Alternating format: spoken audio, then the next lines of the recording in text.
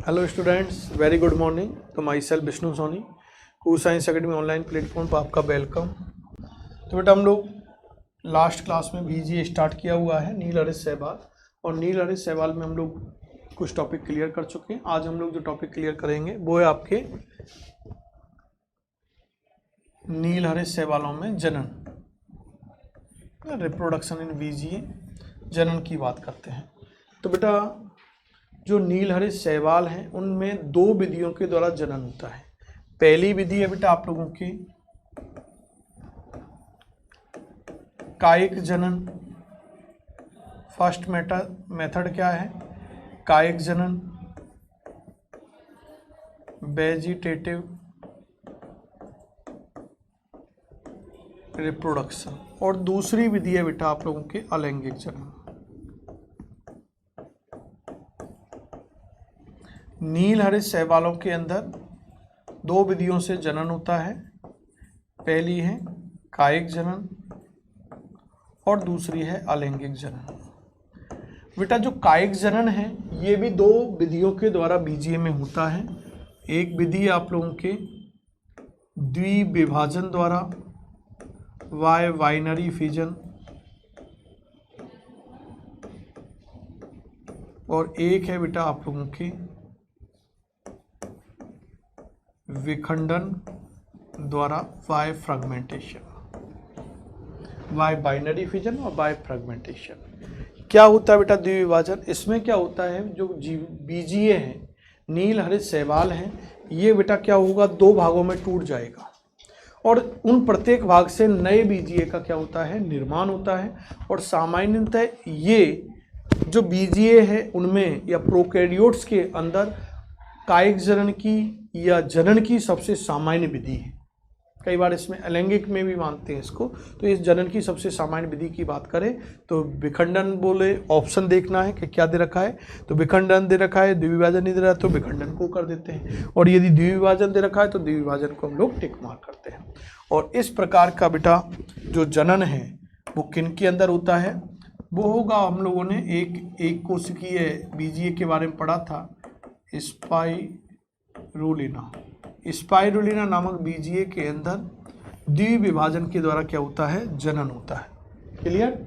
अगली विधि की बात करते हैं विखंडन, फ्रेगमेंटेशन। इसमें क्या होता है बेटा, ये बीजीए है, ये बीजीए क्या होगा, छोटे छोटे खंडों में टूट जाता है और उन प्रत्येक खंड से नए बीजीए का क्या होता है, निर्माण होता है। और सामान्यतः ये जो क्रिया है वो आप लोगों के जो तंतुवत फिलामेंटस जो बीजीए है उनमें होती है। किनमें होती है? फिलामेंटस बीजीए के अंदर होती है। और सामान्यतः उसका एग्जाम्पल हम लोग पढ़ के आए थे, ऑसिलेटोरिया,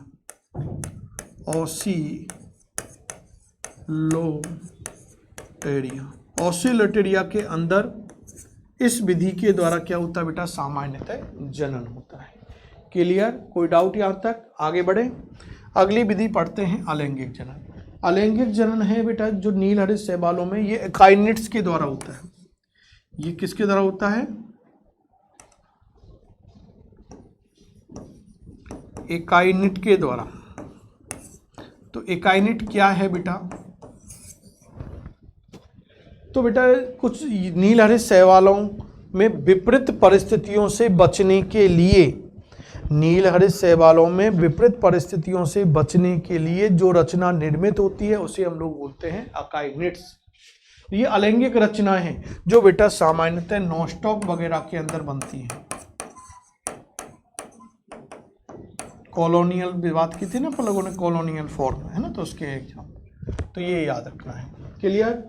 इसके बाद बेटा हम लोगों के नेक्स्ट टॉपिक है और वो है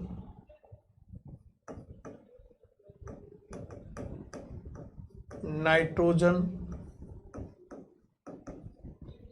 स्थिरीकरण।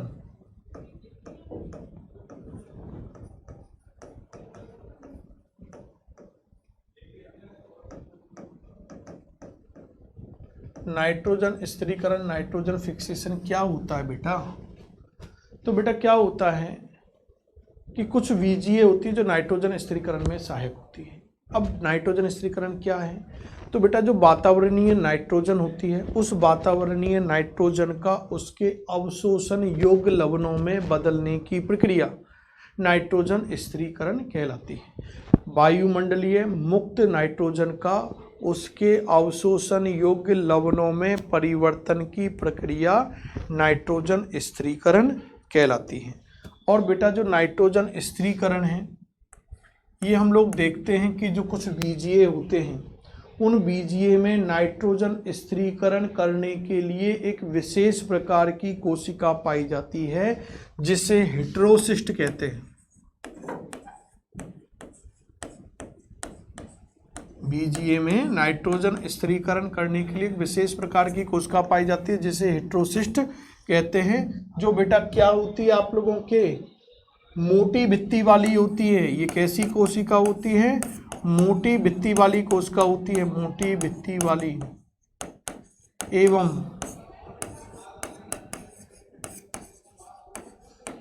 अहरित कोशिका होती है।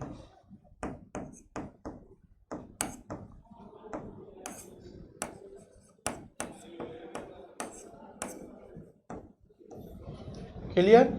जिसकी खोज H.J. सल या सुल है ना नामक वैज्ञानिक ने की थी, है ना। तो ये नाइट्रोजन स्थिरीकरण में सहायक कोशिका है। क्लियर? कोई बात यहाँ तक? आगे देखें बेटा, हम लोग नेक्स्ट टॉपिक बात करते हैं और वो है वीजीए का आर्थिक महत्व।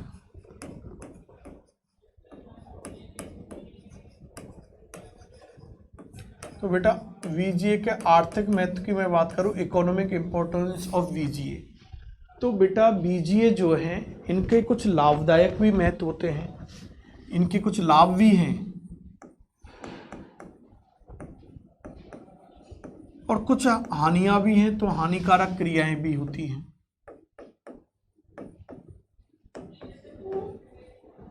तो लाभदायक महत्व क्या है और हानिकारक महत्व क्या है? तो लाभदायक महत्व तो पहला तो क्या है बेटा, ये जो मृदा की वीजीए क्या करते हैं, मृदा की जो उर्वरा शक्ति होती है, जो सॉइल की फर्टिलिटी रेट होती है, उसको बढ़ाने में सहायक, मृदा की उर्वरा शक्ति को बढ़ाने में सहायक होते हैं।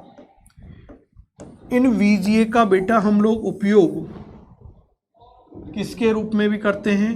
खाद के रूप में भी करते हैं, खाद के रूप में भी इनका यूज किया जाता है, पढ़ोगे 12th में।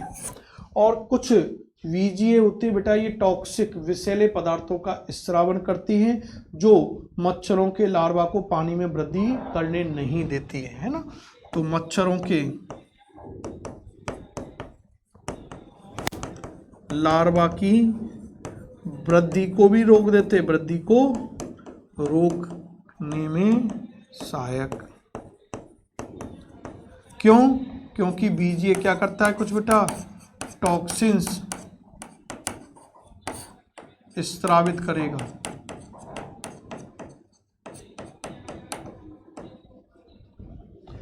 क्लियर? कोई प्रॉब्लम यहां तक नहीं है ना?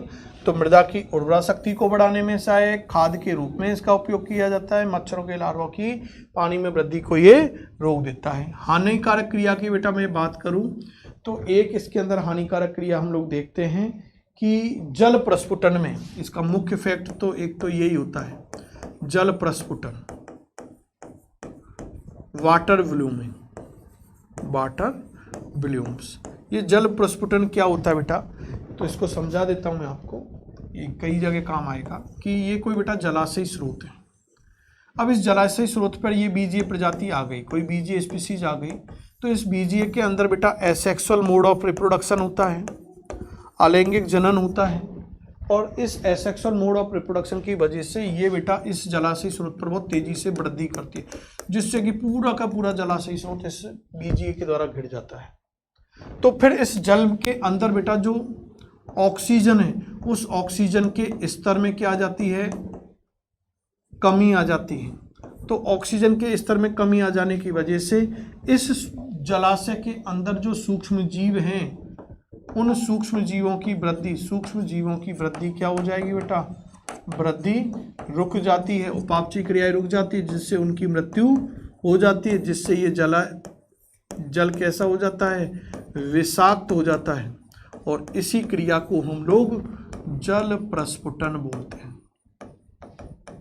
इसी क्रिया को बेटा क्या बोलेंगे, जल प्रस्फुटन बोलते हैं, वाटर ब्लूमिंग बोलते हैं। क्लियर। तो जलाशय स्रोत में बीजीय स्पीशीज वृद्धि करने से वहां ऑक्सीजन का स्तर कम हो जाएगा, जिससे इस जलाशय स्रोत के अंदर जो सूक्ष्म जीव हैं वो वृद्धि कर रहे थे, उनकी वृद्धि रुक जाएगी, उनकी मृत्यु हो जाती है। मृत्यु हो जाने से वो जल धीरे धीरे विषाक्त हो जाता है, और इस क्रिया को हम लोग जल प्रस्फुटन कहते हैं। यदि इस विषाक्त जल का हम लोग कृषि में उपयोग करते हैं तो मृदा की उर्वरा शक्ति में कमी आती है। यदि इसको हम लोग जंतु या मानव इनका यूज पीने के सोर्स के रूप में करेगा तो उसके अंदर मानव में विभिन्न प्रकार के रोग उत्पन्न हो जाते हैं। क्लियर। तो इस तरह से हम लोगों ने बीजीए आज के इस क्लास के अंदर क्लियर किया है। नेक्स्ट क्लास में फिर मिलते हैं। Thank you, good bye.